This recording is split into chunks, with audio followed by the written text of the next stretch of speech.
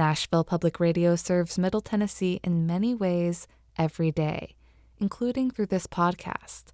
You can support it by leaving a review or rating, by telling a friend about it, or by contributing at WPLN.org/give. This is the Nashvillager Podcast.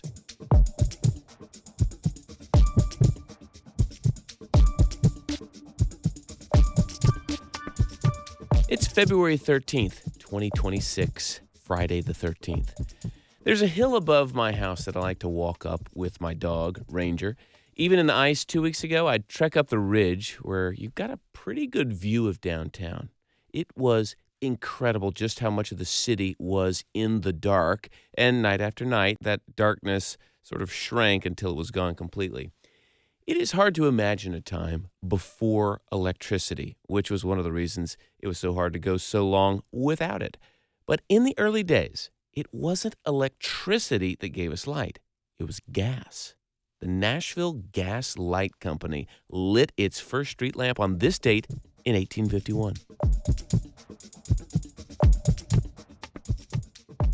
I'm Blake Farmer, in for Nina Cardona, and this is your daily digest of what's happening around Middle Tennessee with some historical context from Nashville Public Radio, WPLN News. We've all thought about utilities quite a bit more than we usually do in the recent weeks, given the ice storm outages. There have been running debates about the value of putting all our power lines underground, for instance. It would seem that the original lines that lit up Nashville probably were underground. Nashville Gas Light Company ran 5 miles of mains to 100 gas streetlights. The company made its own natural gas. When you heat coal to red-hot temperatures, you get natural gas to come out of it, which then has to go through a purification process. On the north side of what is now Metro's Public Square, they built a plant and became our first utility, and this was well before the Civil War. By the 1890s, gas started to be used for stoves and then heating, and the gas light era was over. The word light was dropped from the utility's name, and Nashville Gas served the city until after I was born. Then Piedmont Energy bought it, and now Piedmont is owned by a company that makes most of its money lighting up our lives, Duke Energy. During the ice storm, my gas line didn't offer much light, but I was grateful for our original utility, for the heat of our fireplace and our gas hot water heater. Never before had I taken a hot shower inside a 35-degree house, and now I know it turns the bathroom into a total steam sauna. My children said it felt like we were living in the olden days, to which I pointed out that no, in the olden days, you couldn't flip on a switch to start a fire or boil water, to say nothing of having clean water coming out of the tap, hot or cold. Even in our darkest hour, we were still cooking with gas. In just a few minutes, a new biography of Justin Townes Earle that offers some clarity on the singer-songwriter's complex legacy. That's coming up after the newscast.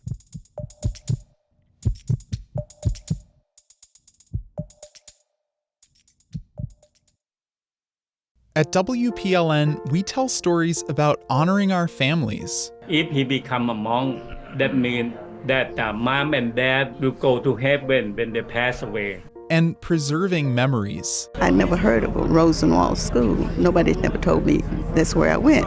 I'm Char Daston, and my reporting connects you with your neighbors and the important moments in their lives. For WPLN News in Nashville, I'm Blake Farmer. Tennessee received a flood of applications for private school vouchers next year. Tennessee received a flood of applications for private school vouchers next year, more than 56,000.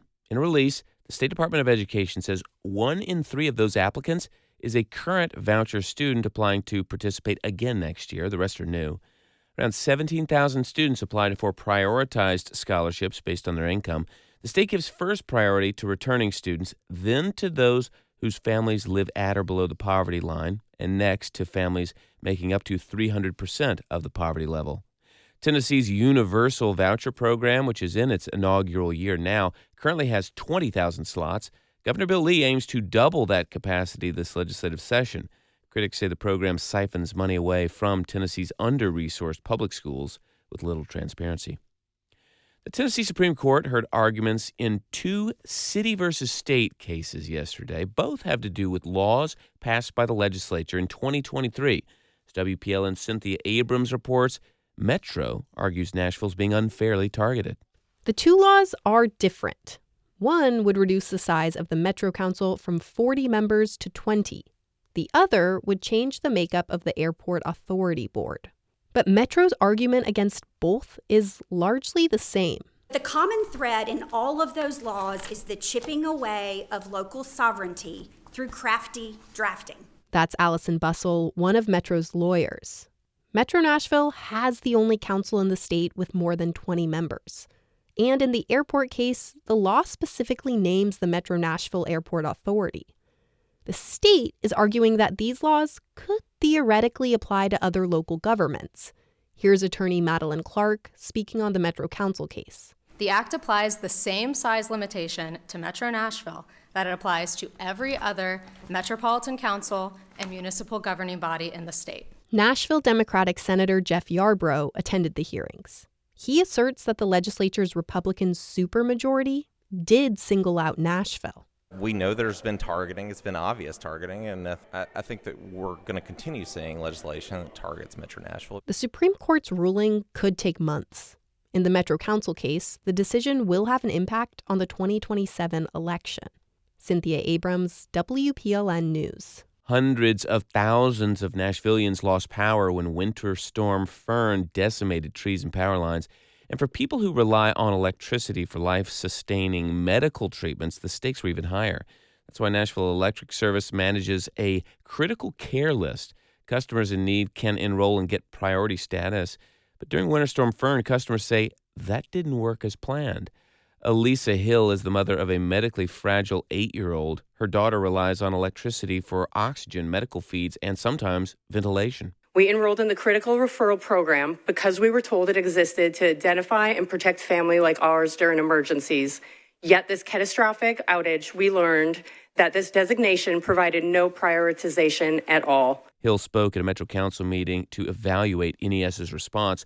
At the meeting, NES said that in a storm as large as this one, they had to restore large circuits before repairing the individual homes of people on the list. They pledged to try to improve the program. The continued immigration crackdown has foreign-born residents of Middle Tennessee trying to protect themselves. On This Is Nashville's episode about knowing your rights, Elizabeth of Clarksville called in looking for tips to avoid being separated from her spouse. My husband is actually an active duty service member, but he's Mexican, and I'm scared that he'll be out and about without his uniform on and get detained for the color of his skin.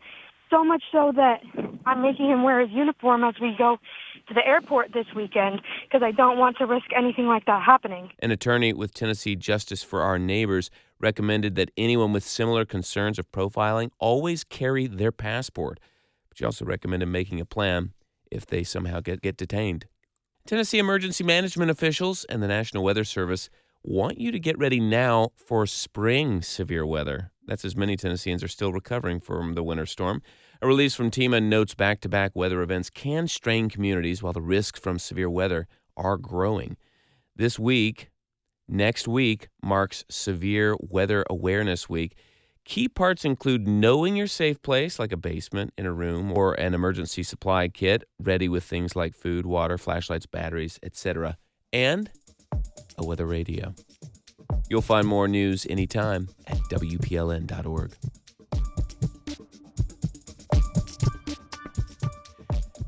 In the late 2000s, Justin Townes Earle was one of the most magnetic singer-songwriters in roots music, thanks to the emotional immediacy he brought to time-tested folk forms. I am my father's son.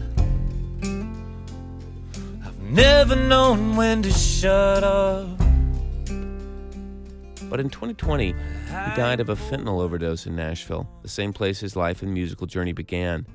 Journalist Jonathan Bernstein first dug into that story for Rolling Stone, and he tells senior music writer Julie Height how that reporting led to his new biography of Earle, What Do You Do when you're lonesome. When I started writing this story and really talking to people, very quickly my understanding of him got tossed on its side, but it left me with a real sense of I've barely begun to understand this subject. This actually feels like a beginning and not an ending.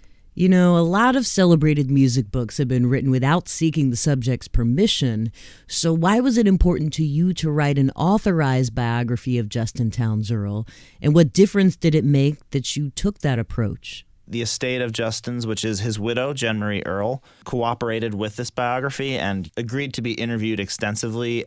When I started doing interviews about Justin for this book, people were, I think, appropriately wary about speaking with me. So many people went directly to Jen Marie Earle and say, is this guy approaching me like a random weirdo, or is he legit? She opened doors for me and connected me to people that I wouldn't probably have been able to speak to otherwise. Jen Marie was very committed in the way that I was to trying to tell this person's story, warts and all. One person who declined to participate was his famous father and fellow singer-songwriter Steve Earle. How'd you receive that news? So there were serious pros and, frankly, I think cons to not being able to talk with Steve. Steve is an incredibly seductive and forceful narrator and storyteller, and I think it would have been hard to resist the pull of his version of the truth. And of course, the cons are I did not have the chance to ask him about 100 little detailed stories that I had heard that would have been very meaningful to get his side of the story. A central theme of the book is the myth of the tortured troubadour. What's your understanding of Justin's beliefs about great art requiring suffering? Justin was very self-reflective at times. You know, he thought that he had to destroy himself in order to make great art when he was a teenager. Then he was hospitalized in the ICU at age 22 because he couldn't breathe anymore. He was doing so many drugs. It was when Justin got sober in his 20s that he started to talk about and identify this thing of the myth. It was, I think, a way for him to sort of separate himself from his past, to separate his addiction from his sobriety, and to really publicly call out what he thought was harmful. The, in some ways, heartbreaking element of this is that as Justin grew older, as he continued to struggle with substance use and with his addiction, I think he developed a strong and somewhat tortured ambivalence towards this concept. You know, Justin said things to his wife in his later years when he was not doing well, like, you know, I think they like me the most when I'm messed up. So what's your ultimate assessment of Justin's significance to and influence on roots music? The kind of shadow, almost proto-Americana scene that Justin was involved in the late 90s in Nashville with bands like Old Crow Medicine Show before they were taking off. His own band, The Swindlers, all of these people are kind of interacting and engaging, and much of it happening in a place called the Chicken Shack on Warfield Drive in Green Hills. It was also really fun and interesting to sort of reframe Justin within the context of what we now call the stomp clap era in the late 2000s and early 2010s. When Justin was kind of at his commercial and cultural peak, he was very much sort of adjacent to a group like Mumford & Sons, who viewed Justin as the real deal OG version of what they were doing, kind of. Justin did recede from the larger cultural understanding of roots music and Americana as it kind of became more mainstream. We're now still very much in a moment where people like Sierra Farrell and Tyler Childers and Charlie Crockett are like almost stadium or arena level artists. Sierra and Charlie Crockett both cover Harlem River Blues, so that's a pretty direct lineage to me.